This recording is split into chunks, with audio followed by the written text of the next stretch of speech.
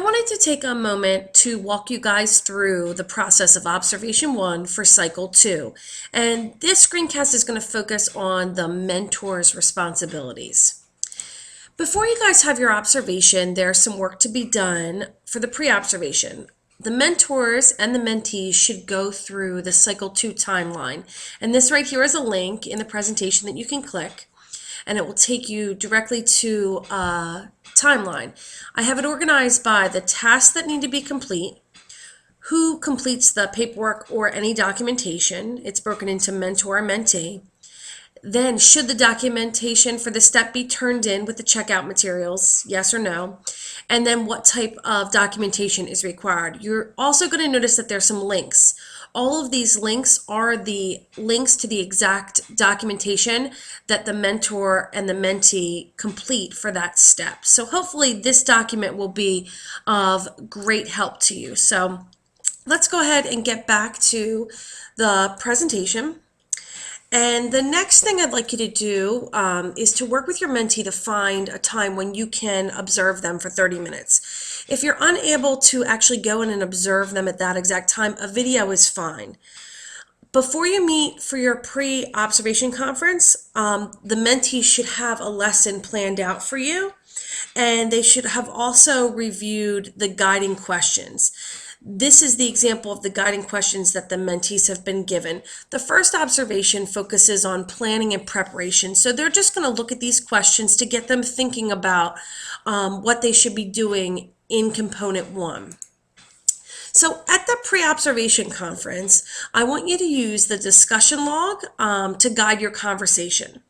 The mentor is the one that actually records the answers to these. And this is the example of the discussion log. And again, this link is in the presentation. It's on Schoology. It's also on the timeline as well. But you're just going to use that to guide your conversation. So after you have your pre-observation conference, the next step is the actual observation.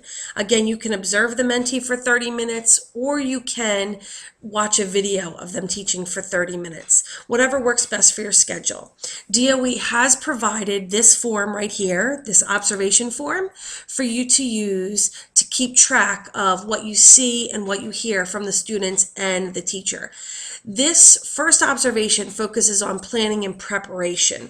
You can also take some note on instruction, but primarily focusing on the planning and the preparation for the lesson that you're observing. It would be helpful for the mentee if you would scan in your observation notes and the discussion log and send those to your mentee, because they're going to need to upload those into Schoology, where their digital portfolio is being held. So the next part is the post-observation conference. This is where you're going to go over any of the notes that you made about Component 1, planning and preparation. You're going to discuss anything that you noticed and talk about, Component 3. This is the instruction piece of the lesson plan. So pick one area of Component 3, instruction, on the DPASS rubric that your mentee would like to work on. So in between the time from Observation 1 to Observation 2, your mentee is going to have some work to do online, watching experienced teachers in whatever area they decide to focus on.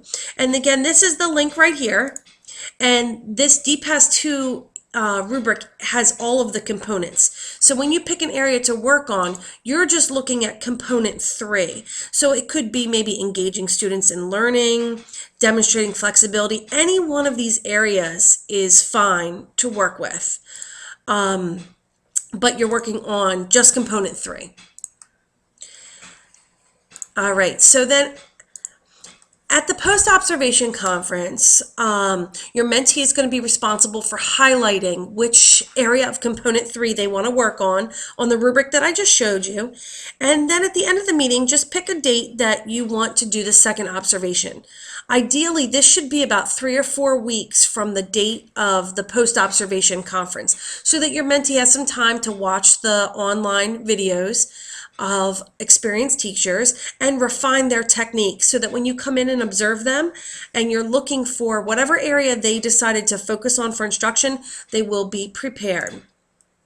So hopefully this helps explain the process for observation 1. Thank you for watching.